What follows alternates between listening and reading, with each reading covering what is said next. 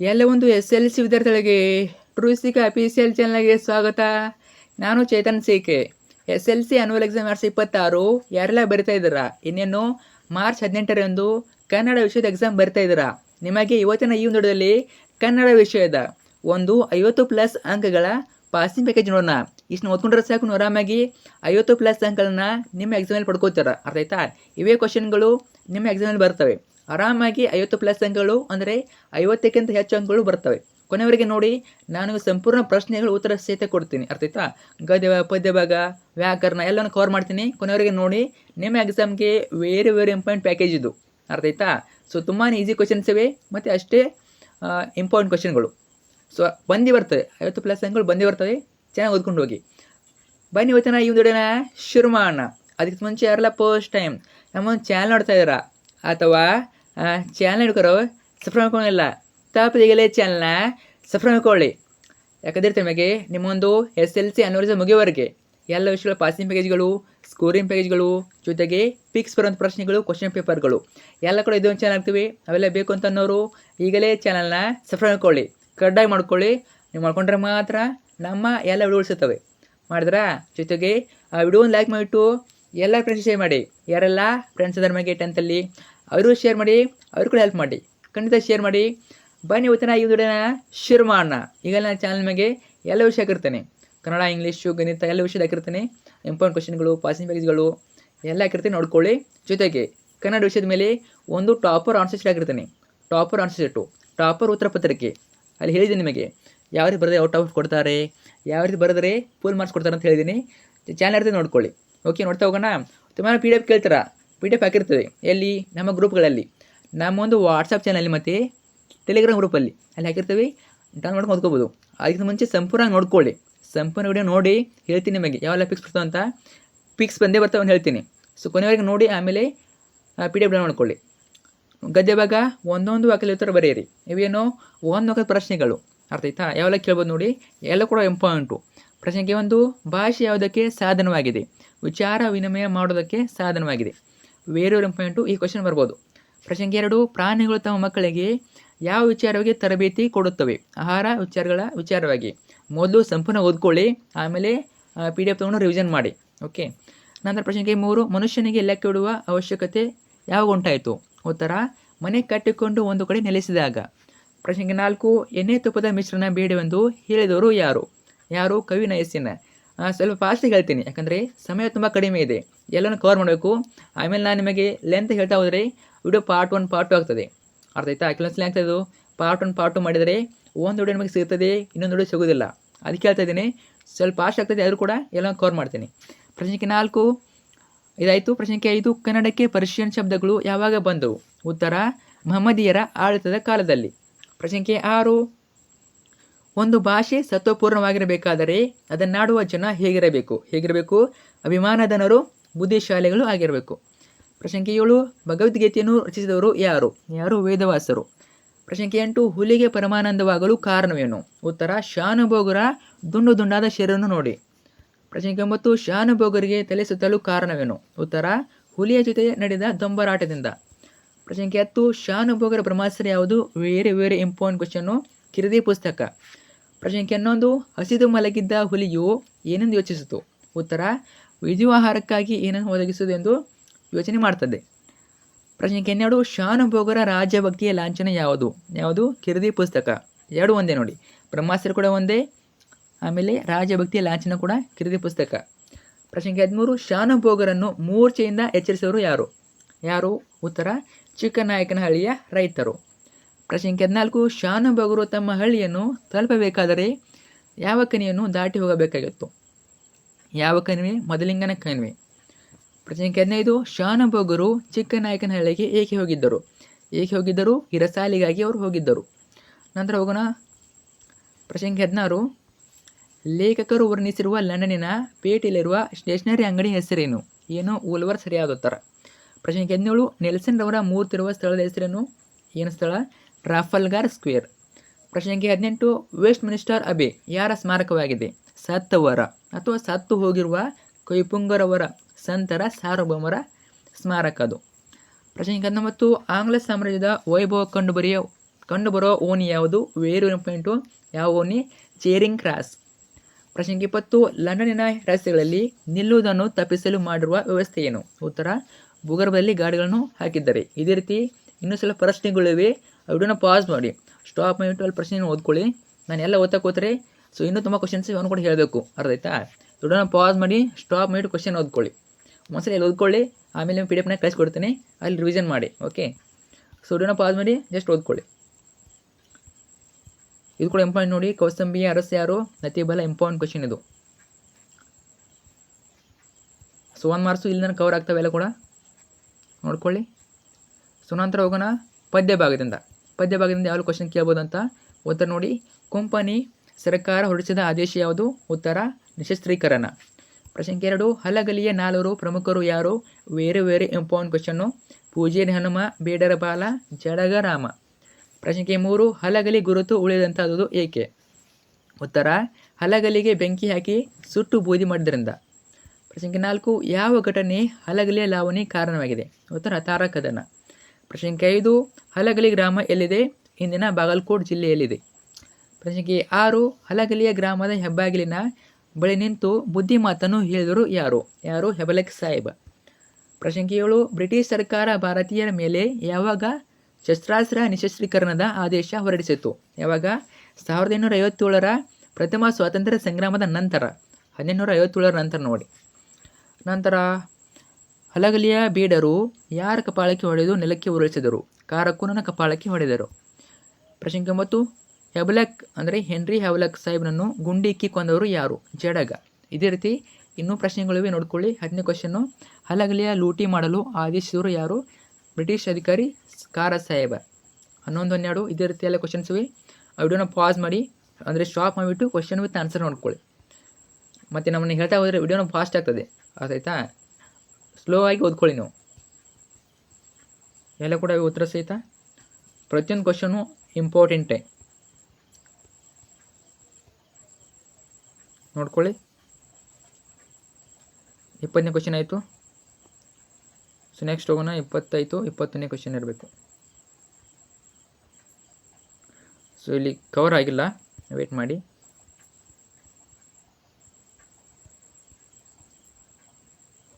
So ಇನ್ನೂ ಕೂಡ questions ಇವೆ. ಸೊ ಇಲ್ಲಿ ಕವರ್ ಆಗಿರೋ ಕ್ವಶನ್ಸು. ಗುರುತ ಮಲಗಿದ್ದಾಳೆ, ಪುಟ್ಟ ಪೂರಿ ಅಮ್ಮ ಹೇಗೆ ಮಲಗಿದ್ದಾಳೆ ಕ್ವಶನ್ ಅದು ನೋಡಿ. ಸೊ ಇಲ್ಲಿ ಕಂಟಿನ್ಯೂ ಆಗ್ತಾಯಿದ್ದು, ಪಠ್ಯಪೂರ್ವಕ ಅಧ್ಯಯನ ಕಂಟಿನ್ಯೂ ಆಗ್ತದೆ. ಹೊಸ ಅಂಕ ತೋರಲಿಲ್ಲ. ಒಂದೊಂದು ವಾಕ್ಯದಲ್ಲಿ ಉತ್ತರ ಬರೆಯಿರಿ. 1 ಅಂಕ. ಪುಟ್ಟ ಪೂರಿ ಏನು ಮಾಡ್ತಿದ್ದಾಳೆ? ಮುಸುರೆ ತುಕ್ಕುತ್ತಿದ್ದಾಳೆ. ಪುಟ್ಟ ಪೂರಿ ಅಮ್ಮ ಗುಡಿಸಿನಲ್ಲಿ ಹೇಗೆ ಮಲಗಿದ್ದಾಳೆ? ಗುರುತ ಮಲಗಿದ್ದಾಳೆ. ಪ್ರಶ್ನೆ 3, ಗೋಡೆಗಳು ಏಕೆ ಮುಖ ಮುಚ್ಚಿಕೊಂಡಿವೆ? ಸುಣ್ಣ ಕಾಣದೆ ಮುಖ ಮುಚ್ಚಿಕೊಂಡಿವೆ. ಕೋಗಿಲೆಗಳು ಹೇಗೆ ಆಡುತ್ತವೆ? ಮನದುಂಬಿ ಆಡುತ್ತವೆ. ಯಾರಿಗೆ ವಸಂತ ಮುಖ ತೋರಲಿಲ್ಲ? ಕುಂಬಾರ, ಕಮ್ಮಾರ, ನೇಕಾರ, ಕೇರಿಯ ಮಾರ, ಪುಟ್ಟಿಗೆ. ನೀವೇನು ಮಾಡ್ತಾರ? ಪುಟ್ಟಿ ಮಾತ್ರ ಬರೀತಾರ ನೋಡಿ. ಪುಟ್ಟಿ ಮಾತ್ರವಲ್ಲ, ಕುಂಬಾರನಿಗೆ, ಕಮ್ಮಾರನಿಗೆ, ನೇಕಾರ ಹಾಗೂ ಕೀರಿಯ ಮಾರನಿಗೆ ವಸಂತ ಮುಖ ತೋರೋದಿಲ್ಲ. ಅಲ್ಲಿ ಎಲ್ಲರ ಹೆಸರು ಬರಬೇಕು, ಬರೀ ಪುಟ್ಟಿ ಮಾತ್ರವಲ್ಲ. ಇವರು ಎಲ್ಲರೂ ಕೂಡ ವಸಂತ ಮುಖ ತೋರೋದಿಲ್ಲ. ಇದೇ ರೀತಿ ಕ್ವಶನ್ಗಳು ನೋಡ್ಕೊಳ್ಳಿ ಪೂರಕ ಪಾಠಗಳಿಂದ. ವಿಡಿಯೋನ ಪಾಸ್ ಮಾಡಿ, ಅಂದರೆ ಸ್ಟಾಪ್ ಮಾಡಿಬಿಟ್ಟು ನೋಡ್ಕೊಳ್ಳಿ ಉತ್ತರಗಳನ್ನ ನೋಡಿ. ಈಗಾಗಲೇ 8 ನಿಮಿಷ ಆಯಿತು ವಿಡಿಯೋ, ಅರ್ಥ ಆಯ್ತಾ? ಆದ್ದರಿಂದ ಹೇಳ್ತಾ ಇದ್ದೀನಿ ನಾನು. ಸೊ ನೀವು ವಿಡಿಯೋನ ಪಾಸ್ ಮಾಡಿಬಿಟ್ಟು ಉತ್ತರ ಸಹಿತ ನೋಡ್ಕೊಳ್ಳಿ. ನಂತರ ಗದ್ಯ ಭಾಗದಿಂದ ಇವೇನು 3ರಿಂದ 4 ವಾಕ್ಯಗಳಲ್ಲಿ ಉತ್ತರ ಬರೆಯಿರಿ. 2 ಅಂಕ ಪ್ರಶ್ನೆಗಳು, ಅರ್ಥ ಆಯ್ತಾ? 2 ಅಂಕ ಪ್ರಶ್ನೆಗಳು. ವ್ಯವಹಾರಿಕ ಮತ್ತು ಗ್ರಾಂಥಿಕ ಭಾಷೆಯ ಲಕ್ಷಣವೇನು? ಎಲ್ಲ ಕೂಡ ಇಂಪಾರ್ಟೆಂಟು. ಲಿಪಿಯ ಜಾಡು ಆರಂಭಗೊಂಡ ಬಗ್ಗೆ ಹೇಗೆ?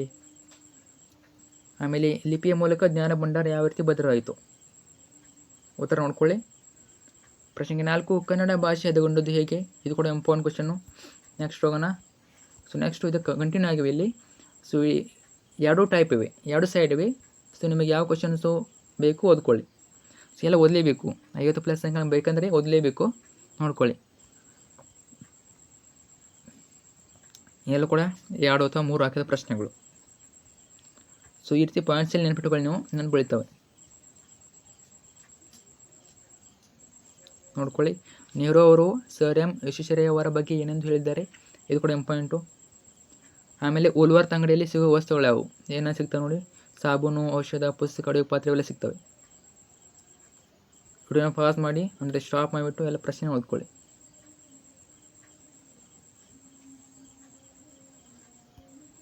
ಸೊ PDF ಆಗಿರ್ತೀನಿ ಗ್ರೂಪಲ್ಲಿ, ಡೋಂಟ್ ವರಿ. ಇಲ್ಲಿ ಜಸ್ಟ್ ಓದ್ಕೊಳ್ಳಿ, ಅಲ್ಲಿ ರಿವಿಷನ್ ಮಾಡೋಕ್ಕೆ ಹೆಲ್ಪ್ ಆಗ್ತದೆ ನಿಮಗೆ. ಯಾವ ಗ್ರೂಪು ಗೊತ್ತಲ್ವಾ? ನಮ್ಮೊಂದು ವಾಟ್ಸಪ್ ಚಾನಲ್ ಮತ್ತು ಟೆಲಿಗ್ರಾಮ್ ಗ್ರೂಪು ಅಲ್ಲಿ ಹಾಕಿರ್ತೀವಿ, ಡೌನ್ಲೋಡ್ ಮಾಡ್ಕೊಳ್ಳಿ. ಆಮೇಲೆ ಪಠ್ಯಪೂರಕ ಅದರಿಂದ 3-4 ವಾಕ್ಯಗಳು, ಪದ್ಯ ಭಾಗ 3-4 ವಾಕ್ಯಗಳು ಉತ್ತರ ಸಹಿತವೇ ನೋಡ್ಕೊಳ್ಳಿ. ಭಗತ್ ಸಿಂಗ್ ಜಲಿಯನ್ ವಾಲಾಬಾಗ್ ಮನೆಯ ಕುರಿತು ತನ್ನ ಸಹೋದರಿಗೆ ಹೇಳಿದ ಮಾತುಗಳನ್ನು ತಿಳಿಸಿ. Very important. ಒಟ್ಟಿನಲ್ಲಿ ನಿಮಗೆ ಭಗತ್ ಸಿಂಗ್ ಬಗ್ಗೆ ಒಂದು ಕ್ವಶನ್ ಬಂದೇ ಬರ್ತದೆ. ಭಗತ್ ಸಿಂಗ್ ಜಲಿಯನ್ ವಾಲಾಬಾಗ್ ಮಾರನ ಹೋಮದಿಂದ ತೆಗೆದುಕೊಂಡು ನಿರ್ಧಾರವನ್ನು ತಿಳಿಸಿ. ಒಟ್ಟಿನಲ್ಲಿ ಭಗತ್ ಸಿಂಗ್ ಮೇಲೆ ಕ್ವಶನ್ ಬರುವಂಥದ್ದು. 3-4 ವಾಕ್ಯಗಳು. ಹಕ್ಕಿ ಹಾರಾಟವನ್ನು ಆಕಾಶಕ್ಕೆ ಹೇಗೆ ಹೋಲಿಸಿದ್ದಾರೆ? ಹೊಸಕಾಲದ ಹಸು ಮಕ್ಕಳನ್ನು ಹಕ್ಕಿ ಹೇಗೆ ಹಾರಿಸಿದೆ? ಇವೆಲ್ಲ ಕೂಡ ಇಂಪಾರ್ಟೆಂಟು. ಹಕ್ಕಿ ಹೇಗೆ ಹಾರಿಸಿದೆ? ಹಲಗಲಿ ಬೇಡೋರು ದಂಗೆಗಳು ಕಾರಣವೇನು? ಹಲಗಲಿ ದಂಡು ಬರಲು ಕಾರಣವೇನು? ಅರ್ಥ ಐತೆ? ಎಲ್ಲ ಕ್ವಶನ್ಸ್ ಇಂಪಾರ್ಟೆಂಟು. ಒಟ್ಟಿನಲ್ಲಿ ಭಗತ್ ಸಿಂಗ್ ಬಗ್ಗೆ ಅಂತೂ ಕ್ವಶನ್ ಬಂದೇ ಬರ್ತದೆ, ಒಂದು ನೋಡ್ಕೊಳ್ಳಿ. ಉತ್ತರ ಸಹಿತವೆ. ನಾನು ಕ್ವಶನ್ ಕೊಡ್ತಾ ಇಲ್ಲ ನಿಮಗೆ, ಉತ್ತರ ಸಹಿತ ಕೊಡ್ತಾ ಇದ್ದೀನಿ. ಜಸ್ಟ್ ವಿಡಿಯೋನ ಪಾಸ್ ಮಾಡಿ ಓದ್ತಾ ಹೋಗೋದಷ್ಟೇ. ನೋಡ್ಕೊಳ್ಳಿ, ಇದೇ ರೀತಿ ಕ್ವಶನ್ಗಳಿವೆ. ಸೊ ಸಾಧ್ಯವಾದರೆ ನಿಮಗೆ ಇನ್ನೊಂದು ಹಾಕ್ತೀನಿ, ಇನ್ನೊಂದು ಸ್ಕೋರಿಂಗ್ ಪ್ಯಾಕೇಜು ನೋಡೋಣ, ಅದನ್ನು ಹಾಕಿರ್ತೇನೆ, ನೋಡ್ಕೊಳ್ಳಿ. ಅವು ಕ್ವಶನ್ ಸೇಮ್ ಇರ್ತವೆ, ಅರ್ಥ ಐತೆ? ಇವ್ನು ಓದ್ಕೊಳ್ಳಿ, ಆಮೇಲೆ ಸ್ಕೋರಿಂಗ್ ಪ್ಯಾಕೇಜ್ ಹೇಳ್ತೀನಿ. ಸೊ ಅವ್ನು ಓದ್ಕೊಂಡು ನೀವು ಆರಾಮಾಗಿ 100ಕ್ಕೆ 100 ಅಂಕಗಳನ್ನ ಗಳಿಸ್ತೀರಾ. ಡೋಂಟ್ ವರಿ, ಈ ವರ್ಷ ಎಕ್ಸಾಮ್ ಈಸಿನೇ ಇರ್ತದೆ. ಯಾಕಂದರೆ ಎಲ್ಲ ಕೂಡ LBA ಕ್ವಶನ್ ಬರ್ತವೆ. ನಾನು ಕೊಟ್ಟುಬಿಡ್ತೀನಿ ನಿಮಗೆ, LB ಎಷ್ಟು ಇವೆ ಎಲ್ಲವೂ ಕೊಡ್ತೀನಿ. ಎಲ್ಲನೂ ಓದ್ಕೊಳ್ಳಿ, ಯಾವುದು ಕ್ವಶನ್ ಮಿಕ್ಸ್ ಆಗೋದಿಲ್ಲ ನಿಮಗೆ, ಅರ್ಥ ಆಯ್ತಾ? ಒಟ್ಟಿನಲ್ಲಿ LB ಕ್ವಶನ್ ಬಿಡೋಕ್ಕೋಗಬೇಡಿ. ಇಲ್ಲಿವರೆಗೆ ಎಷ್ಟು LB ಕ್ವಶನ್ ಮುಗಿದ್ವಿ, ಎಲ್ಲನೂ ಕವರ್ ಮಾಡಿ ನೋಡ್ಕೊಳ್ಳಿ. ಸೊ ಇಷ್ಟೆಲ್ಲ ಕ್ವಶನ್ಸ್ ಇವೆ, ನಾನು ಒಂದೊಂದು ಹೇಳ್ತಾ ಹೋದ್ರೆ ನಿಮಗೆ ತುಂಬ ಲೇಟ್ ಆಗ್ತದೆ. ಓಕೆ, ಇಷ್ಟ ಆಯಿತು ಕ್ವಶನ್ಗಳು.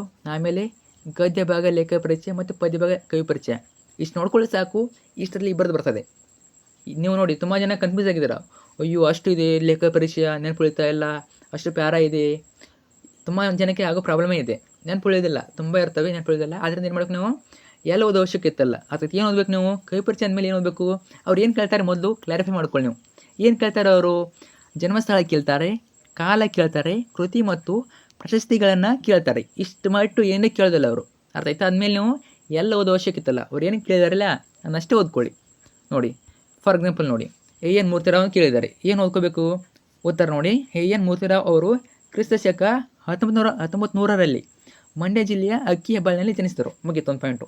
ನಂತರ ಇವರು ದೇವರು, ಚಿತ್ರಗಳು, ಪತ್ರಗಳು, ಹಗಲುಗನಸುಗಳು, ಮಿನುಗು, ಮಿಂಚು ಮುಂತಾದ ಕೃತಿಗಳನ್ನು ಬರೆದಿದ್ದಾರೆ. ಇದೊಂದು ಪಾಯಿಂಟು. ನಂತರ ಲಾಸ್ಟ್ ಪಾಯಿಂಟು, ಇವರಿಗೆ ಕೇಂದ್ರ ಸಾಹಿತ್ಯ ಅಕಾಡೆಮಿ ಪ್ರಶಸ್ತಿ ಹಾಗೂ ಪಂಪ ಪ್ರಶಸ್ತಿಗಳನ್ನು ನೀಡಿ ಗೌರವಿಸಲಾಗಿದೆ. ಬಂತು 3 ಮಾರ್ಕ್ಸು. ಯಾವುದಕ್ಕೆ ಕಟ್ ಮಾಡೋದಿಲ್ಲ ಅವರು, ಎಕ್ಸಾಮಲ್ಲಿ ಕಟ್ ಮಾಡೋ ಆಪ್ಷನ್ನೇ ಇಲ್ಲ, ಅರ್ಥ ಆಯ್ತಾ? ಸೊ 3 ಪಾಯಿಂಟ್ ಬರೆದ ನಿಮಗೆ 3 ಮಾರ್ಕ್ಸ್ ಕೊಡ್ತಾರೆ. ಇಷ್ಟೇ ನೋಡಿ. ತುಂಬ ಜನ ಅನ್ಕೋತೀರಾ ಇನ್ನೂ ಜಾಸ್ತಿ ಬರೀಬೇಕಂತ. ನಿಮಗೆ ಗೊತ್ತಿರೋ ಬರೀರಿ ಪರವಾಗಿಲ್ಲ, ಆದರೆ ಕನಿಷ್ಠ ಎಷ್ಟು ಬರೀರಿ. ಕನಿಷ್ಠ ಎಷ್ಟು ಬರೆದ ನಿಮಗೆ 3ಕ್ಕೆ 3 ಮಾರ್ಕ್ಸ್ ಕೊಡ್ತಾರೆ, ಇಲ್ಲ ಅಂದರೆ 2 ಮಾರ್ಕ್ಸ್ ಕೊಡ್ತಾರೆ. ಡೋಂಟ್ ವರಿ, 3ಕ್ಕೆ 3 ಕೊಡ್ತಾರೆ. ಅವ್ರು ಕೇಳಿರೋದು ಎಷ್ಟೇ, ಜನ್ಮಸ್ಥಳ ಕೇಳಿದ್ದಾರೆ, ಕಾಲ, ಕೃತಿ ಮತ್ತು ಪ್ರಶಸ್ತಿ ಕೇಳಿದ್ದಾರೆ, ಅಷ್ಟು ಬರೀರಿ, ನಿಮಗೆ 3 ಮಾರ್ಕ್ಸ್ ಕೊಡ್ತಾರೆ. ನೋಡಿ, AN ಮೂರ್ತಿರಾವ್ ಇಂಪಾಯಿಂಟು. ಆಮೇಲೆ ಪದ್ಯಭಾಗದಲ್ಲಿ ದ.ರಾ ಬೇಂದ್ರೆ ಪರಿಚಯ ನೋಡ್ಕೊಳ್ಳಿ. ದ.ರಾ ಬೇಂದ್ರೆ ದತ್ತಾತ್ರೇಯ ರಾಮಚಂದ್ರ ಬೇಂದ್ರೆ, ಇವರು ಕ್ರಿಸ್ತಶಕ 1896ರಲ್ಲಿ, ಎಷ್ಟು 1896ರಲ್ಲಿ ಧಾರವಾಡದಲ್ಲಿ ಜನಿಸಿದರು. ಇವರು ಗುರಿ, ಕೃಷ್ಣಕುಮಾರಿ, ಉಯ್ಯಾಲೆ, ನಾದಲೀಲೆ ಮುಂತಾದ ಕೃತಿಗಳನ್ನು ಬರೆದಿದ್ದಾರೆ. ಇವರಿಗೆ ಕೇಂದ್ರ ಸಾಹಿತ್ಯ ಅಕಾಡೆಮಿ ಪ್ರಶಸ್ತಿ ಹಾಗೂ ಜ್ಞಾನಪೀಠ ಪ್ರಶಸ್ತಿಗಳನ್ನು ನೀಡಿ ಗೌರವಿಸಲಾಗಿದೆ. ಆಮೇಲೆ DS ಜಯಪ್ಪಗೌಡ ನೋಡ್ಕೊಳ್ಳಿ. ರನ್ನ ನೋಡ್ಕೊಳ್ಳಿ. ಉತ್ತರ ಸಹಿತ ನೋಡ್ಕೋಬೋದು. ಇಲ್ಲಿ ಇನ್ನು ಬರ್ಕೊಳ್ಳಿ, ಬುಕ್ಕಲ್ಲಿ ಬರ್ಕೊಳ್ಳಿ, ನಿಮಗೆ ಈಸಿ ಆಗ್ತದೆ. ಅಥವಾ PDF ಹಾಕಿರ್ತಾನೆ, ಅಲ್ಲಿ ಓದ್ಕೋಬೋದು. ನಂತರ 3ನೇದು ದೇವನೂರು ಮಹಾದೇವ, ಇವರ ಪರಿಚಯ ಇಂಪಾಯಿಂಟು. ಕುವೆಂಪು ಅವ್ರ ಬಗ್ಗೆ ಹೆಚ್ಚಾಗಿ ರಿಪೀಟ್ ಆಗ್ತಾ ಇರ್ತದೆ, ನೋಡ್ಕೊಳ್ಳಿ, ಇದು ವೆರಿ ಇಂಪಾಯಿಂಟು. ಅದೇ ರೀತಿ ದೇವನೂರು ಮಹಾದೇವ್ ಕೂಡ ಕೇಳ್ಬೋದು. ಒಟ್ಟಿನಲ್ಲಿ ಇಷ್ಟು ನೋಡ್ಕೊಳ್ಳಿ, ಇದರಲ್ಲಿ ನಿಮಗೆ ಇಬ್ಬರದ್ದು ಕೇಳ್ತಾರೆ. ಆಮೇಲೆ ಸಾರಾ ಅಬೂಬಕರ್, ಇವ್ರ ಪರಿಚಯ ನೋಡ್ಕೊಳ್ಳಿ. ಪಂಪ್ ಅವರ ಪರಿಚಯ ನೋಡ್ಕೊಳ್ಳಿ. ಇಷ್ಟು ನೋಡ್ಕೊಳ್ಳಿ, ಇಷ್ಟರಲ್ಲಿ ನಿಮಗೆ ಇಬ್ಬರ ಕವಿ ಪರಿಚಯವನ್ನು ಕೇಳ್ತಾರೆ. ನಂತರ ಸಂದರ್ಭ ಅಥವಾ ಸ್ವಾರಸ್ಯ ಗದ್ಯ ಭಾಗ ಸಂದರ್ಭ ನೋಡಿ, 3 ಮಾರ್ಕ್ಸ್ ಸಂದರ್ಭ ಕೊಡ್ತಾರೆ. ತುಂಬ ಕನ್ಫ್ಯೂಸ್ ಆಗಿದ್ದೀರಾ. ಸಂದರ್ಭಗಳು ಯಾವೆಲ್ಲ ಬರ್ಬೋದು? ಅಷ್ಟೆಲ್ಲ ಇವೆ. ಪಾಠ ಮಧ್ಯದಿಂದ ಕೇಳ್ತಾರಾ, ಪದ್ಯಗಳ ಮಧ್ಯದಿಂದ ಕೇಳ್ತಾರಾ, ಪೂರಕ ಪಾಠ ಕೇಳ್ತಾರತ್ತ ಕನ್ಫ್ಯೂಸ್ ಹಾಕೋಬೇಡಿ. ಬೋರ್ಡರು ನೀಲನಕ್ಷೆ ಬಿಟ್ಟಿದ್ದಾರೆ, ಕೊಟ್ಟಿದ್ದಾರೆ ಅವರು. ಯಾವ ಪಾಠದಿಂದ ನಾವು ಇಷ್ಟೇ ಕ್ವಶನ್ ಕೇಳ್ತೀವಿ, ಇದೇ ಕ್ವಶನ್ ಕೇಳ್ತೀವಿ ಅಂತ ಕೊಟ್ಟಿದ್ದಾರೆ, ಅರ್ಥ ಆಯ್ತಾ? ಸಂದರ್ಭ ಯಾವ್ದು ಕೊಟ್ಟಿದ್ದಾರೆ ನೋಡಿ, ಇಷ್ಟು ಓದ್ಕೊಳ್ಳಿ ಸಾಕು. ಇದರಲ್ಲಿ ಸಂದರ್ಭಗಳು ಬರ್ತವೆ, ಎಲ್ಲ ಕೂಡ ಇವೆ. ಇಲ್ಲಿ ನಿಮ್ಮ LBA ಕ್ವಶನ್ಸ್ ಇವೆ, ಜೊತೆಗೆ ನಿಮ್ಮ ಅಭ್ಯಾಸ ಅಂದರೆ ನಿಮ್ಮ ಕನ್ನಡ ಪುಸ್ತಕದ ಹಿಂದಿರುವ ಕ್ವಶನ್ಗಳು ಇವೆ. ಅಷ್ಟೇ ಅಲ್ಲದೆ LBA ಕ್ವಶನ್ಸ್ ಕೂಡ ಕವರ್ ಆಗಿವೆ, ಮಾಡಲ್ ಕ್ವಶನ್ ಕೂಡ ಕವರ್ ಆಗಿವೆ, ಮತ್ತು ಪಠ್ಯದ ಮಧ್ಯದಿಂದ ಪದ್ಯದ ಮಧ್ಯದಿಂದ ಕೂಡ ಕವರ್ ಆಗಿವೆ. ನೋಡ್ಕೊಳ್ಳಿ. ಸೊ ನೋಡಿ, ಏನೇನು ಬರಬೇಕು? ಆಯ್ಕೆ ಬರಬೇಕು. ಆಯ್ಕೆಯಲ್ಲಿ ಏನು ಬರಬೇಕು? ಈ ವಾಕ್ಯವನ್ನು ವ್ಯಾಘ್ರಗೀತೆ ಎಂಬ ಪಾಠದಿಂದ ಆರಿಸಲಾಗಿದೆ. ಇದನ್ನು ಬರೆದರು AN ಮೂರ್ತಿರಾವ್. ಇಷ್ಟೇ ಆಯ್ಕೆ. ಸಂದರ್ಭ ಏನು? ಸಂದರ್ಭ ಯಾವ ಸಂದರ್ಭದಲ್ಲಿ ಆ ಒಂದು ವಾಕ್ಯ ಇದೆ ಅದನ್ನು ಬರಬೇಕು. ಆಮೇಲೆ ಸ್ವಾರಸ್ಯದಲ್ಲಿ 2 ಲೈನ್ ನೋಡಿ. ಪುಣ್ಯಕೋಟಿ ಕಥೆಯಲ್ಲಿ ವ್ಯಾಕರಣ ಆದರ್ಶತನ, ಹುಲಿಯ ಚಿಂತನೆ ಹಾಗೂ ಧರ್ಮಶ್ರದ್ಧೆಯು ಇಲ್ಲಿ ಸ್ವಾರಸ್ಯವಾಗಿದೆ ಅಷ್ಟೇ. ಅದೇನಿರ್ತದೆ ಮೇನ್ ಟಾಪಿಕ್ಕು ಅದರ ಸ್ವಾರಸ್ಯನೂ ಇರಬೇಕು. ನೋಡ್ಕೊಳ್ಳಿ, ಎಲ್ಲ ಕೂಡ ಇಂಪಾರ್ಟೆಂಟು. ದೇವರೇ ಮರ ಹತ್ತುವಷ್ಟು ಅವಕಾಶ ಕರುಣಿಸು. ನೋಡಿ, ಎಲ್ಲಕ್ಕೂ ಆಯ್ಕೆ ಒಂದೇ. ನೋಡ್ಕೊಳ್ಳಿ, ವ್ಯಾಕರಗೀತೆಯಿಂದ ಕೇಳಿದ್ದಾರೆ. ಓಕೆ, ಇದೇ ರೀತಿ ಎಲ್ಲ ಸಂದರ್ಭವೇ. ವಿಡಿಯೋನ ಪಾಸ್ ಮಾಡಿ ಸಂದರ್ಭಗಳನ್ನ ನೋಡ್ಕೊಳ್ಳಿ. ನಾನು ಮುಖ ಮೇಲಾಗಿ ಬಿದ್ದಿದ್ದೇನೆ. ಹುಲಿಗೆ ಎಷ್ಟು ವಯಸ್ಸಿದ್ದಿರಬೇಕು ನೋಡಿ, ನಿಮಗೆ ಗೊತ್ತಿರಬೇಕು. ಅದನ್ನು ಬರೆದವ್ರು ಯಾರು, ಅವರ ಕೃತಿ ಗೊತ್ತಿರಬೇಕು. ಅದನ್ನು ಬರೆದವ್ರು ಯಾರು, ಆ ಒಂದು ವಾಕ್ಯವನ್ನು ಯಾವ ಪಾಠದಿಂದ ತೊಗೊಂಡಿರ್ತಾರೆ, ಈ 3 ಗೊತ್ತಿರಬೇಕು. ಅವಾಗ ಮಾತ್ರ ನಮಗೆ ಫುಲ್ ಮಾರ್ಕ್ಸ್ ಕೊಡ್ತಾರೆ. ಅಟ್ಲೀಸ್ಟ್ ಏನು ಬರೀರಿ, ಅದು ಗೊತ್ತಿಲ್ಲ ಅನ್ನೋರು ಅದನ್ನು ಬರೆದವ್ರು ಯಾರು, ಆ ಒಂದು ವಾಕ್ಯವನ್ನು ಯಾವ ಪಾಠದಿಂದ ಯಾವ ಪದದಿಂದ ತೊಗೊಂಡಿರೋ ಅಂತ ಬರೀರಿ. ನೋಡ್ಕೊಳ್ಳಿ, ಎಲ್ಲ ಕೂಡ ಕವರ್ ಆಗಿವೆ. ವಿಡಿಯೋನ ಪಾಸ್ ಮಾಡಿ ಸ್ಟಾಪ್ ಮಾಡಿಬಿಟ್ಟು ಉತ್ತರ ಸಹಿತ ನೋಡ್ಕೊಳ್ಳಿ. ಇನ್ನೂ ಕ್ವಶನ್ಸ್ ಹೇಳ್ಬೇಕು ನಿಮಗೆ, ಪಾಸ್ ಮಾಡಿ ಓದ್ಕೊಳ್ಳಿ. ಇವೇನು ಸಂದರ್ಭ ಸ್ವಾರಸ್ಯ ಪದ್ಯ ಭಾಗದಿಂದ. ಹಕ್ಕಿ ಅರ್ಥ ನೋಡಿದರ. ರೆಕ್ಕೆಗಳೆರಡು ಪಕ್ಕದಲ್ಲುಂಟು, ಸಾರ್ವಭೌಮ ನೆತ್ಯ ಕುಕ್ಕೆ. ಆಯ್ಕೆ ಒಂದೇ ನೋಡಿ, ಆಯ್ಕೆ ಸೇಮ್ ಇರ್ತದೆ. ಯಾವುದೇ ವಾಕ್ಯ ಬರಲಿ, ಅದು ಆಯ್ಕೆ ಏನು ಬದಲಾಗೋದಿಲ್ಲ. ಅರ್ಥ ಆಯ್ತಾ? ನೋಡ್ಕೊಳ್ಳಿ.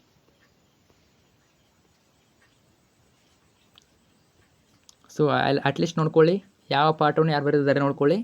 ಅವಾಗ ನಿಮಗೆ ಬರೆಯೋಕ್ಕೆ ಈಸಿ ಆಗ್ತದೆ. ಸೊ ಕೃತಿ ನೋಡ್ಕೊಳ್ಳಿ, ಕೃತಿಗಳು ಗೊತ್ತಿರಬೇಕು ನಿಮಗೆ, ಆಯ್ಕೆಯಲ್ಲಿ ಬರಬೇಕು.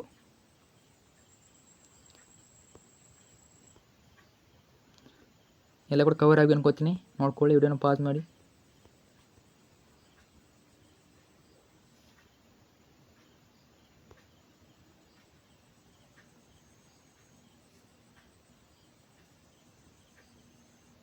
ಆಮೇಲೆ 8, 10 ಹಾಕಲ ಪ್ರಶ್ನೆಗಳು. ಅರ್ಥ ಆಯ್ತಾ? ಯಾವೆಲ್ಲ ಕೇಳ್ಬೋದು, ಶಬರಿಯಿಂದ ಒಂದು ಕೇಳ್ತಾರೆ. ಅರ್ಥ ಆಯ್ತಾ? ನೋಡಿ, ಶಬರಿಯ ಸಡಗರ ಸಂತೋಷ ಮೇಳದವರ ಹಾಡಿನಲ್ಲಿ ಹೇಗೆ ವರ್ಣಿತವಾಗಿದೆ ಅಥವಾ ನಂಬಿಕೆ ಅಟರಿಲ್ಲ ಎಂಬ ಮಾತು ಶಬರಿಯ ಪಾಲಿಗೆ ಹೇಗೆ ನಿಜವಾಗಿದೆ. ಯಾವುದು ಕ್ವಶನ್ ಕೇಳೋದ್ರಲ್ಲಿ ಇದೇ ಆನ್ಸರು. ಇಷ್ಟು ಬರೋದು ಸಾಕು, ನಿಮಗೆ ಫುಲ್ ಮಾರ್ಕ್ಸ್ ಕೊಡ್ತಾರೆ. 4ಕ್ಕೆ 4 ಮಾರ್ಕ್ಸ್ ಕೊಡ್ತಾರೆ. ನೋಡ್ಕೊಳ್ಳಿ, ಪಾಯಿಂಟ್ಸ್ ಬರೋಕ್ಕೆ ಹೋಗಬೇಡಿ. ಸೊ ವಿವರಣೆ ಮಾಡಿ ನೀವು. ಆಮೇಲೆ 8, 10 ಭಾಗದಲ್ಲಿ ಉತ್ತರಿಸಿದ ಪ್ರಶ್ನೆಗಳು ಪದ್ಯ ಭಾಗ. ಸಂಕಲ್ಪ ಗೀತೆಯನ್ನು ಕೇಳ್ತಾರೆ. ಸಂಕಲ್ಪ ಗೀತೆ 8, 10 ವಾಕ್ಯದ ಪ್ರಶ್ನೆಗಳು ನೋಡಿ. ಇದು ನೋಡ್ಕೊಳ್ಳಿ. ಏನು ನೋಡ್ಕೊಳ್ಳಿ, ವಿವರಣೆ ನೋಡ್ಕೊಳ್ಳಿ. ಇದನ್ನ ಸಾರಾಂಶ ನೋಡ್ಕೊಳ್ಳಿ. ಯಾವುದು ಕ್ವಶನ್ ಬಂದರೂ ಇದನ್ನ ಬರೀರಿ. ಯಾವುದೇ ಕ್ವಶನ್ ಕೇಳಿ ಸಂಕಲ್ಪ ಗೀತೆಯಿಂದ 8, 10 ವಾಕ್ಯ ಇದನ್ನೇ ಬರೀರಿ, ನಿಮಗೆ ಮಾರ್ಕ್ಸ್ ಕೊಡ್ತಾರೆ. ನಂತರ ಕೌರವೇಂದ್ರ ಕೊಂದೆ ನೀನು ಈ ಒಂದು ಪಾಠದಿಂದ 8, 10 ವಾಕ್ಯದ ಪ್ರಶ್ನೆಗಳು. ಶ್ರೀಕೃಷ್ಣನು ಕರ್ಣನಿಗೆ ಹೊಡೆದ ಆಮಿಷಗಳೇನು ಇಂಪಾರ್ಟೆಂಟು. ಸೂತ್ರ ಇಲ್ಲಿ ಮೇಲೆ ಇದೆ, ನೋಡ್ಕೊಳ್ಳಿ. ಕವರ್ ಆಗಿದೆ ಅನ್ಕೋತೀನಿ. ಆಮೇಲೆ 2ನೇದು, ಪಾಂಡವರು ಸೋದರನ್ನು ತಿಳಿದಾಗ ಕರ್ಣನ ಮನಸ್ಥಿತಿಯನ್ನು ತಿಳಿಸಿ. ನಂತರ ವೀರ ಲವದಿಂದ 8, 10 ವಾಕ್ಯದ ಪ್ರಶ್ನೆ ಕೇಳ್ತಾರೆ. ಲವನು ವಿನ್ಯಾಸವನ್ನು ಕೊಡಲು ಕಾರಣ ಏನು. 2ನೇ ಕ್ವಶನು, ಲವನಿದ್ದ ಶಾಸ್ತ್ರಗುಣ ವೀರಲವ ಪದ್ಯದಲ್ಲಿ ವ್ಯಕ್ತಗೊಂಡಿರುವುದನ್ನು ನಿಮ್ಮ ಮಾತುಗಳಲ್ಲಿ ಬರೆಯಿರಿ. ಯಾವುದೇ ಕ್ವಶನ್ ಕೇಳಿ ಇದೇ ಉತ್ತರವನ್ನು ಬರೀಬೇಕು. ನಂತರ 3 ಕಂಠಪಾಠ ಪದ್ಯಗಳು ಪ್ಲಸ್ ಮೌಲ್ಯಗಳನ್ನು ಕೇಳ್ತಾರೆ. ಅರ್ಥ ಆಯ್ತಾ? ಸೊ 3 ಕಂಠಪಾಠ ಪದ್ಯ ನೋಡ್ಕೊಳ್ಳಿ, ಮೌಲ್ಯ ನೋಡ್ಕೊಳ್ಳಿ. ರಿಪೀಟ್ ಆಗ್ಬೋದು. ಮೊದಲನೇದು ಕೇಳ್ಬೋದು, ಸಂಕಲ್ಪ ಗೀತೆ ಕಂಠಪಾಠ. ಕಲುಷಿತವಾದಿ ನದಿ ಜಲಗಳಿಗೆ ಮುಂಗಾರಿನ ಮಳೆಯಾಗೋಣ, ಬರಡಾಗಿರುವಿ ಕಾಡು ಮೇಡೆಗಳು ವಸಂತ ಹೋಗತ ಮುಟ್ಟೋಣ. ಆಮೇಲೆ 2ನೇದು, ಕೌರವೇಂದ್ರನ ಕೊಂದೆ ನೀನು ಪದ್ಯದ ಮೌಲ್ಯಗಳು ಕೇಳ್ಬೋದು. ಪದ್ಯದ ಮೌಲ್ಯಗಳನ್ನು ಕೇಳ್ಬೋದು. ಶ್ರೀಕೃಷ್ಣ ತಂತ್ರ, ಕರುಣಾ ತ್ಯಾಗ, ಪ್ರಾಮಾಣಿಕತೆ, ಸ್ವಾಮಿ ನಿಷ್ಠೆ, ತನ್ನ ಶೌರ್ಯದ ಮೇಲಿನ ನಂಬಿಕೆ, ಗದ್ದುಗೆ ಆಮಿಷಕ್ಕೆ ಒಳಗಾದಿರುವುದು, ಇವೆಲ್ಲ ಮೌಲ್ಯಗಳು. ಇವು ನೋಡ್ಕೊಳ್ಳಿ. ಸೊ ಯಾವುದೇ ಕ್ವಶನ್ ಕೇಳಿದ್ರು ನಿಮಗೆ ಬರೆಯೋಕ್ಕೆ ಈಸಿ ಆಗ್ತದೆ. ನಂತರ ಸಂಕಲ್ಪ ಗೀತೆ ಪದ್ಯ ಮೌಲ್ಯಗಳು ನೋಡ್ಕೊಳ್ಳಿ. ನಿಮಗೆ ಪದ್ಯ ಕೊಡ್ತಾರೆ, ಮೌಲ್ಯ ಕೇಳ್ತಾರೆ. ಆಮೇಲೆ 39ನೇ ಪ್ರಶ್ನೆ ವೀರಲ್ವ ಕಂಠಪಾಠ, ಇನ್ನು ಕೇಳ್ಬೋದು. ಊರು 7 ಕೋಸೆಲೆ ಪಡೆದ ಕೂರಂ ರಾಮ, ಇದು ಇಂಪಾರ್ಟೆಂಟು. ಆಮೇಲೆ ವೀರಲ್ವ ಪದ್ಯದ ಮೌಲ್ಯಗಳು, ಲವನ ವೀರತನ, ಬಾಲ ಸಹಜ ಕುತೂಹಲ. ನೋಡಿ, ಇವನ್ನ ಬಳಸ್ಕೊಂಡ್ಬಿಟ್ಟು ನೀವು ವಿವರಣೆ ಬರಬೇಕು. ಬಾಲ್ಯ ಸಹಜ ಸಾಹಸ ಪ್ರವೃತ್ತಿ. 39ನೇ ಪ್ರಶ್ನೆ ಕೌರವೇಂದ್ರನ ಕೊಂದೆ ನೀನು ಕಂಠಪಾಠ ನೋಡ್ಕೊಳ್ಳಿ. ಮಾರಿ ಗೋತನವಾಯಿತು ನಾಳಿನ ಭಾರತವು ಚಿತ್ರರಂಗ ಬಲದಲ್ಲಿ, ಕರುಣ ಋಣ ಹಿಂಗೆ ರಣದಲ್ಲಿ, ಇದು ನೋಡ್ಕೊಳ್ಳಿ. ಆಮೇಲೆ ನಂತರ 40ನೇ ಪ್ರಶ್ನೆ ಪತ್ರಲೇಖನ. 5 ಮಾರ್ಕ್ಸಿಗೆ ಫಿಕ್ಸ್ ಕೇಳ್ತಾರೆ. ತುಂಬಾ ಈಸಿ. ಈಗ ನೀವು ಶಾಲೆಯಲ್ಲಿ ಕಲ್ತಿದ್ದೀರ, ತುಂಬ ಸಲ ಬರೆದಿದ್ದೀರಾ, ಆಲ್ಮೋಸ್ಟ್ ಬರ್ತದೆ ನೋಡಿ. ವ್ಯವಹಾರಿಕ ವೈದ್ಯಕ ಹೇಳ್ಕೊಡ್ತಾರೆ, ನೀವು ತುಂಬಾ ಈಸಿಯಾಗಿ ಬರೀರಿ. ಆಮೇಲೆ ಅಲಂಕಾರ ನೋಡಿ, ಯಾವೆಲ್ಲ ಕೇಳ್ಬೋದು. ಲಕ್ಷಣ, ಅಭೇದವನ್ನು ರೂಪಿಸಿ ವರ್ಣಿಸಿದರೆ ಅದೇ ರೂಪಕಲಂಕಾರ. ಮಾರಿಗೋತನವಾಯಿತು ನಾಳಿನ ಭಾರತವು, ಇವು ಎಕ್ಸಾಂಪಲು. ಅಳ್ಳಿರಿ ತುಪ್ಪ ಇದು ಎಕ್ಸಾಂಪಲು. ಆಮೇಲೆ ಪ್ರೀತಿಯನ್ನು ತೆಚ್ಚೋಣ, ಇವೆಲ್ಲ ರೂಪಕಲಂಕಾರ. ಆಮೇಲೆ ದೃಶ್ಯಾಂತ ಅಲಂಕಾರ. ಲಕ್ಷ್ಯ ನೋಡಿ, ಬಿಂಬ ಪ್ರತಿಬಿಂಬ ಭಾವವನ್ನು ಸೂಚಿಸಿದರೆ ಅದೇ ದೃಷ್ಟಾಂತಾಲಂಕಾರ. ಗಾದಿ ಕೊಟ್ಟರೆ ಅದೇನಾಗಿರ್ತದೆ, ದೃಷ್ಟಾಂತಾಲಂಕಾರ ಆಗಿರ್ತದೆ. ಇದೊಂದು ಈಸಿ ಟ್ರಿಕ್ ನೋಡಿ. ಗಾದಿ ಕೊಟ್ಟರೆ ಅದು ಏನು, ದೃಷ್ಟಾಂತಾಲಂಕಾರ. ಮಾತು ಬಲ್ಲವನಿಗೆ ಜಗಳವಿಲ್ಲ, ಊಟ ಬಲ್ಲವನಿಗೆ ರೋಗ ಇಲ್ಲ, ಉಪ್ಪಿಗಿಂತ ರುಚಿ ಇಲ್ಲ, ತಾಯಿಗಿಂತ ಬಂಧು ಇಲ್ಲ. ಆಮೇಲೆ ಅರ್ಥಾಂತರ ನ್ಯಾಸಾಲಂಕಾರ ಯಾವೆಲ್ಲ ಬರ್ತದೆ ನೋಡಿ. ಸಾಮಾನ್ಯ ವಾಕ್ಯವು ವಿಶೇಷ ವಾಕ್ಯವನ್ನು ಅಥವಾ ವಿಶೇಷ ವಾಕ್ಯವು ಸಾಮಾನ್ಯ ವಾಕ್ಯವನ್ನು ಸಮರ್ಥಿಸಿದರೆ ಅದೇ ಅರ್ಥಾಂತರ ನ್ಯಾಸಾಲಂಕಾರ. ಅಂದರೆ ಏನು, 2 ವಾಕ್ಯಗಳಿದ್ದರೆ ಅರ್ಥಾಂತರ. ಆತನು ಪರೀಕ್ಷೆಯಲ್ಲಿ ಪ್ರಥಮ ಸ್ಥಾನ ಪಡೆದು ಉತ್ತೀರ್ಣನಾದನು. ಬುದ್ಧಿವಂತರಾದ ಮಕ್ಕಳಿಗೆ ಪರೀಕ್ಷೆಯೊಂದು ಲೆಕ್ಕವೇ. ಅರ್ಥ ಆಯ್ತಾ? ಈ ರೀತಿ ಕ್ವಶನ್ ಬಂದರೆ ಅದು ಅರ್ಥಾಂತರ ಆಗಿರ್ತದೆ. ನಂತರ 30ನೇ ಕ್ವಶನು, ಕಂದ ಪದ್ಯ. ಛಂದಸ್ಸು ಕಂದ ಪದ್ಯ. 2 ಸಾಲ ಕೊಟ್ಟರೆ ಕಂದ ಪದ್ಯ. ಇದನ್ನ ಗುರ್ತಿದೀನಿ. 2 ಸಾಲ ಕೊಟ್ಟರೆ ಅದು ಕಂದ ಪದ್ಯ ಆಗಿರ್ತದೆ. ಅರ್ಥ ಆಯ್ತಾ? ನೋಡಿ, 4 4 4 ಮತ್ತು ಕೆಳಗಡೆ 4 4 4 4 4. ಆಮೇಲೆ ಭಾಮಿನಿ ಷಟ್ಪದಿ 3 ಸಾಲು ಕೊಡುವರು. 1ನೇ ಸಾಲಿನಲ್ಲಿ 13 ಅಕ್ಷರಗಳಿಂದ ಕಡಿಮೆ ಇದ್ದಾರೆ, ನೋಡ್ಕೊಳ್ಳಿ. ಆಮೇಲೆ ವಾರ್ತಕ ಷಟ್ಪದಿ 3 ಸಾಲು ಕೊಡುವರು. 1ನೇ ಸಾಲಿನಲ್ಲಿ 14 ಅಕ್ಷರಗಳಿಂದ ಜಾಸ್ತಿ ಇದ್ದಾರೆ. ಆಮೇಲೆ 30ನೇ ಕ್ವಶನ್ ನೋಡಿ, ಪ್ರಶ್ನೆ ಅಲಂಕಾರ ಉಪಮಾಲಂಕಾರ. ಇವೆಲ್ಲ ಎಕ್ಸಾಂಪಲು ನೋಡ್ಕೊಂಡಿರಿ. ತುಂಬ ಜನ ಕನ್ಫ್ಯೂಸ್ ಆಗ್ತಾಯಿದ್ದೀರಾ ಯಾವಾಗ ಕೇಳ್ಬೋದು ಅಂತ. ಇದರಲ್ಲೇ ಒಂದು ಕೇಳ್ತಾರೆ, ನೋಡ್ಕೊಳ್ಳಿ. ಆಮೇಲೆ ವಾರ್ತಕ ಷಟ್ಪದಿ 3 ಸಾಲು ಕೊಡೋರು. 31ನೇ ಪ್ರಶ್ನೆ ಚಂಪಕ ಮಾಲಾವೃತ್ತ 1 ಸಾಲು ಕೊಡೋರು. 30ನೇ ಕ್ವಶನ್ ಉತ್ಪಲ ಮಾಲಾವೃತ್ತ 1 ಸಾಲು ಕೊಡುವರು. ಇದು ಅಕ್ಷರಗಳ ಛಂದಸ್ಸಿಗೆ ಸೇರಿದೆ. 1 ಸಾಲನ್ನು ಕೊಟ್ಟಾಗ 2ನೇ ಅಕ್ಷರ ಒತ್ತಕ್ಷರವಿದ್ದರೆ ಉತ್ಪಲ, ಇಲ್ಲದಿದ್ದರೆ ಚಂಪಕ ಎಂದು ಸುಲಭವಾಗಿ ಅರ್ಥೈಸುವುದು. ಇಷ್ಟೇ ಈಸಿ ಟ್ರಿಕ್ಕು, ನೋಡ್ಕೊಳ್ಳಿ. ಆಮೇಲೆ 44 ವ್ಯವಹಾರಿಕ ಪತ್ರಲೇಖನ. 32ನೇ ಪ್ರಶ್ನೆ ಗಾದಿಯ ಮಹತ್ವ ಕೇಳಿ ಕೇಳ್ತಾರೆ, ಗಾದಿ ವಿಸ್ತರಿಸಿ ಬರೆಯೋದು ತುಂಬಾ ಈಜಿ ಇರ್ತದೆ. ದಿನನಿತ್ಯ ಏನು ಕೇಳಿರ್ತಾರೆ ಗಾದಿಗಳು ಅದನ್ನೇ ಕೊಡ್ತಾರೆ ನೋಡಿ. ಯಾವೆಲ್ಲ ಕೇಳ್ಕೊಳ್ಳೋದು, ಸತ್ಯಕ್ಕೆ ಸಾವಿಲ್ಲ, ಸುಳಿಗೆ ಸುಖವಿಲ್ಲ, ಪೂರಕ. ನೀತಿ ಇಲ್ಲದವನ ಜೀವನ ನಾಶಕ್ಕೆ ದಾರಿ, ಇವೆಲ್ಲ ಪೂರಕ. ಅಂದರೆ ಏನು, ಮೌಲ್ಯ ಅಂತ ಅರ್ಥ. ದೇಶ ಸುತ್ತಿ ನೋಡು, ಕೋಶ ಓದಿ ನೋಡು. ದೇಶ ಸುತ್ತಿ ನೋಡು, ಕೋಶ ಓದಿ ನೋಡು. ಇದೇ ರೀತಿ ತುಂಬ ಕ್ವಶನ್ಸ್ ನೋಡ್ಕೊಳ್ಳಿ. ಆಮೇಲೆ ವ್ಯವಹಾರಿಕ ಪದರ ಲೇಖನ ಎಕ್ಸಾಂಪಲ್ಗಳು ಯಾವೆಲ್ಲ ಕೇಳ್ಬೋದು ನೋಡ್ಕೊಳ್ಳಿ. ಬರೀತೀರಾ, ಇದನ್ನು ಈಸಿ ಬರಿತೀನಿ ಅನ್ಕೋತೀನಿ, ನೋಡ್ಕೊಳ್ಳಿ. ಆಮೇಲೆ ಕೈ ಲೇಖಕರ ಪರಿಚಯ, ಸಂದರ್ಭಗಳ ಆಯ್ಕೆ ಬರೆಯಲು ಸಹಕಾರಿ. ಇವೆಲ್ಲ ಈಸಿ ಟ್ರಿಕ್ಗಳು, ಶಾರ್ಟು ನೋಡ್ಕೊಂಡಿರಿ ಅವನ್ನ. ಆಯ್ತಾ? ಆಮೇಲೆ ನೆಕ್ಸ್ಟು 6 ಬಹುವಾಕ್ಯ ಪ್ರಶ್ನೆಗಳ 4 ಉತ್ತರಗಳ ಮೊದಲನೇ ಉತ್ತರವನ್ನೇ ಬರೆದು 1 ಅಂಕ ಗಳಿಸುವೆ. ನಿಮಗೇನು ಗೊತ್ತಿಲ್ಲ ಅಂದರೆ 6 ಬಹುವಾಕ್ಯ ಪ್ರಶ್ನೆ ಇರ್ತವೆ. 4 ಉತ್ತರಗಳಲ್ಲಿ ಮೊದಲನೇ ಉತ್ತರವನ್ನು ಬರೆಯೋದು.